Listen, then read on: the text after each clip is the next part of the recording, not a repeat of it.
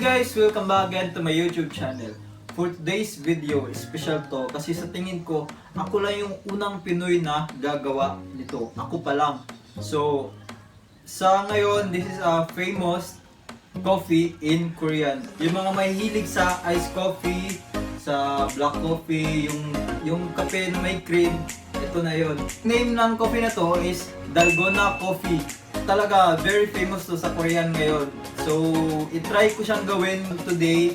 And then, don't skip this video. Samahan niyo akong gumawa. Let's go. First step is 1 tablespoon of coffee. 1 tablespoon of sugar. 1 tablespoon of water. Pwede nyo rin siyang gawing 2 tablespoon of coffee, 2 tablespoon of sugar, and 2 tablespoon of water. And then mix. I-mix nyo siya hanggang sa magiging yung whipped cream. Pwede din kayong gumamit ng hand mixer. Kaso wala akong hand mixer, so kamay na lang yung ginamit ko na pang mix. So kamay na pang mix, in English, hand mixer din. Medyo matagal-tagal siya kung hindi kayo gagamit ng hand mixer. So yung mga may hand mixer dyan, pwede kayong gumamit para madali lang kung nagmamadali kayo.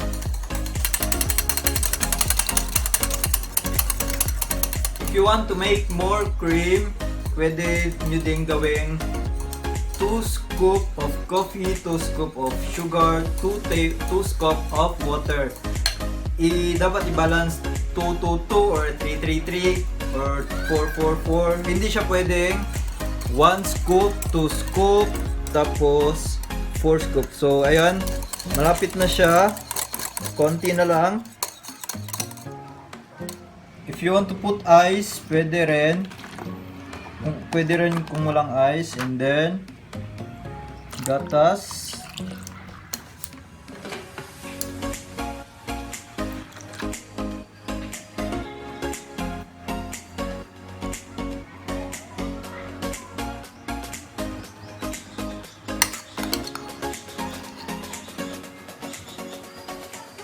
A very simple recipe but a very delicious.